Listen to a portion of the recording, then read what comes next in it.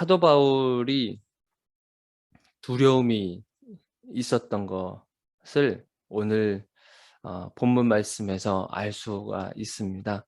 사도 바울은 사실 어떤 두려움하고는 전혀 상관없는 사람으로 우리가 생각을 하게 돼요. 그 이유 중에 하나가 사도행전에서 보여주는 이 사도 바울의 모습은 극박한 상황 속에서도 어찌 보면 그것을 이겨내고 견뎌내고 했었던 그런 강한 이미지를 가지고 있는 이 사도 바울의 모습을 볼 수가 있거든요. 복음을 전하는 곳곳마다 그를 따라다니면서 협박을 하기도 하고, 때로는 잡아다가 돌로 치기도 하고, 그리고 거의 죽을 뻔한 그러한 고비를 여러 번 겪기도 했었습니다. 그리고 채찍에 맞기도 하고, 그렇게 하면서 사도 바울의 그 거침없는 그런 모습들을 바라보면서 사도 바울은 두려움이란 없는 사람 같다. 그리고 모든 사람들이 두려워할 만한 죽음도 이 사도 바울만큼은 그 죽음도 사도 바울에게 공포라든지 어떤 두려움을 줄 수 없는 대상으로 그렇게 여겨질 만큼 그렇게 강인한 모습을 보인 사도 바울이거든요. 그런데 오늘 사도 바울이 고백한 것 한 가지, 두려워하는 것이 한 가지가 있었어요. 그것은 3절에 보시면 내가 너희 가운데 거할 때 약하고 두려워하고 심히 떨어노라, 그렇게 표현을 하고 있거든요. 두려움의 대상이 정말 무엇이었는가? 그것은 어떤 세상의 어떤 그런 실체나 아니면 어떤 감정이라든지 아니면 다가올 어떠한 그런 자신의 미래에 대해서 그렇게 두려워하는 것이 아니라 한 가지 두려워했었던 것은 무엇이냐면 자기 자신이 하나님보다 드러나는 것에 대해서 두려워하고 있는 것을 보게 돼요. 그것은 뭐냐면 이 고린도전서 오늘 본문 말씀에서 반복적으로 사용하고 있는 구절이 있습니다. 그것이 무엇이냐면 그 문장이 어떤 거냐면 1절에도 보면 1절 하반절에 보니까 말과 지혜의 아름다운 것으로 아니하였나니, 하나님의 증거를 전할 때 1절에 보니까 하나님의 증거를 전할 때 말과 지혜의 아름다운 것으로 아니하였다. 그리고 4절에도 보니까 내 말과 내 전도함이 설득력 있는 지혜의 말로 하지 아니하고, 자, 5절에도 보니까 너희 믿음이 사람의 지혜에 있지 아니하고, 이렇게 반복되는 그런 문장들을 사용하면서 사도 바울이 두려워하고 있었던 것은 무엇이냐면 자기 자신의 그 어떠한 것이 드러나는 것에 대해서 굉장히 두려워했던 거예요. 그러니까 예를 들어서 복음을 전하는 스킬 같은 겁니다.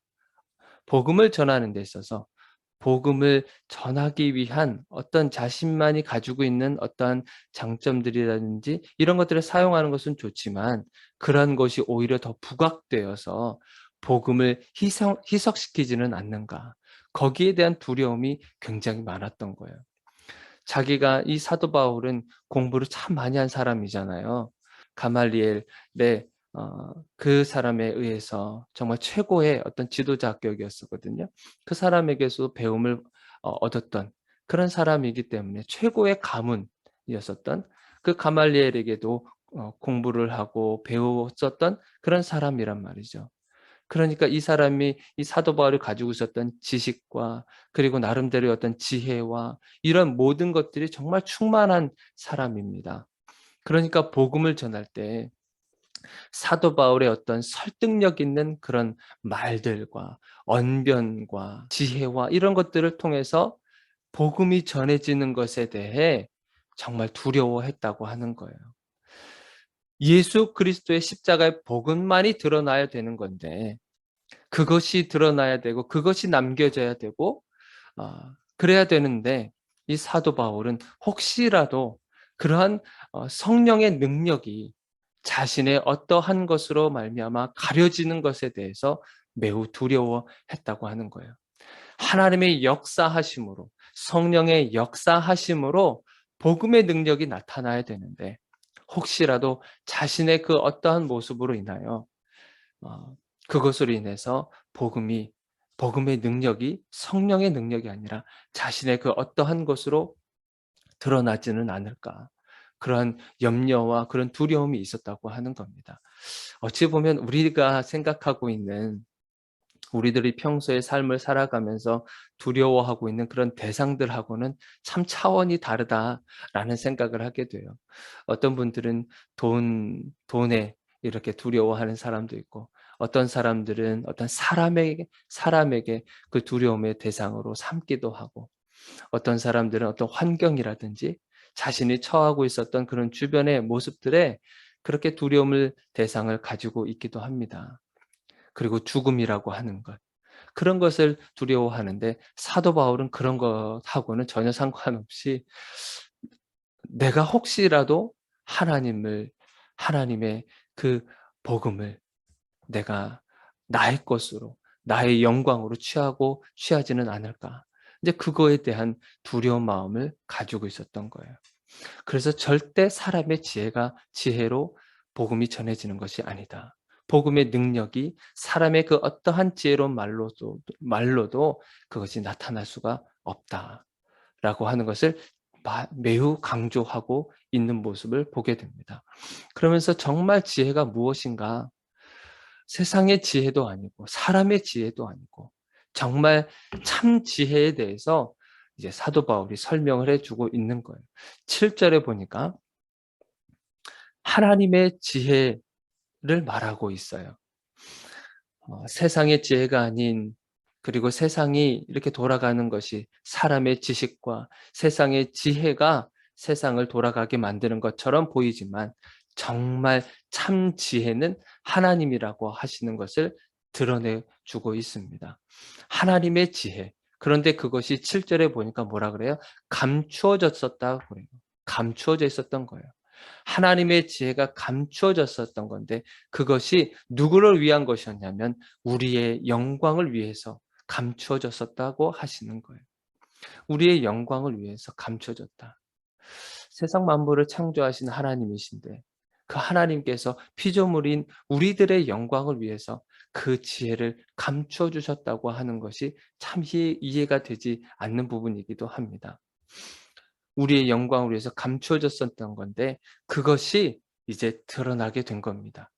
그 지혜가 어떤 거냐면 8절에 보니까 그 지혜에 대해서 설명해 주고 있어요. 이 지혜는 이 세 이 세대의 통치자들이 한 사람도 알지 못하였나니, 만일 알았더라면 영광의 주를 십자가에 못 박지 아니하였으리라. 하나님의 지혜가, 이 지혜를 누구를 말하고 있는 거예요? 바로 예수 그리스도를 말하고 있는 겁니다. 그러니까 하나님께서는 지혜가 있으셨어요. 하나님은 능력이 있으셨어요.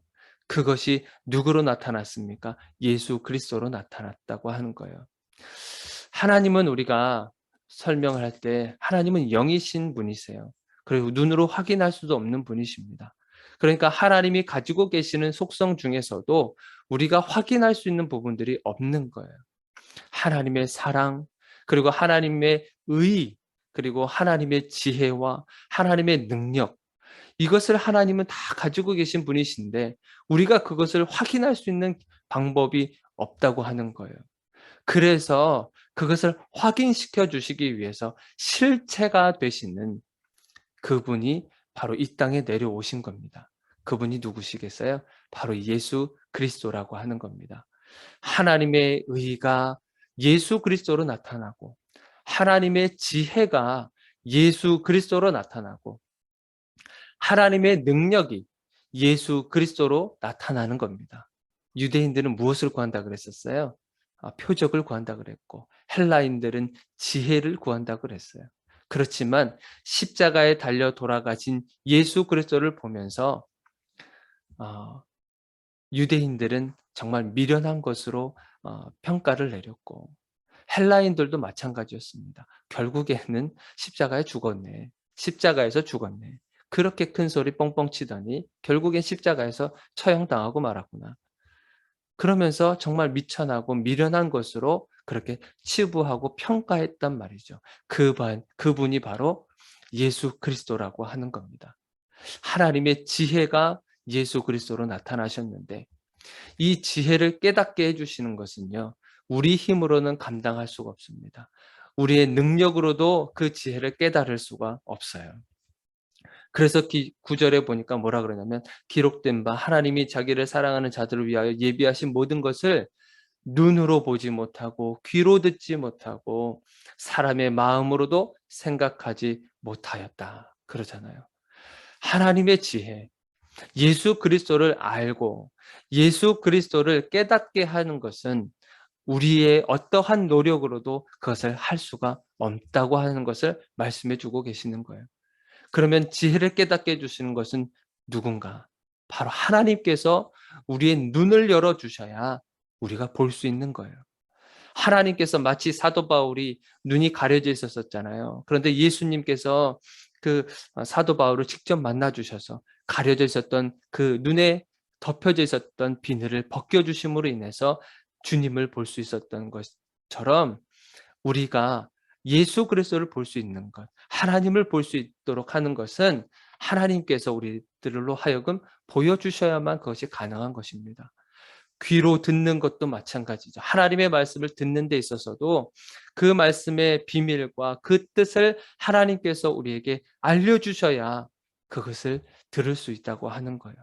눈이 있어도 보지 못하고요. 귀가 있어도 듣지 못하고 하는 것. 그것을 우리 주님께서 열어주시고 그리고 보여주셔야만 우리가 하나님의 지혜를 깨달을 수 있는 것입니다.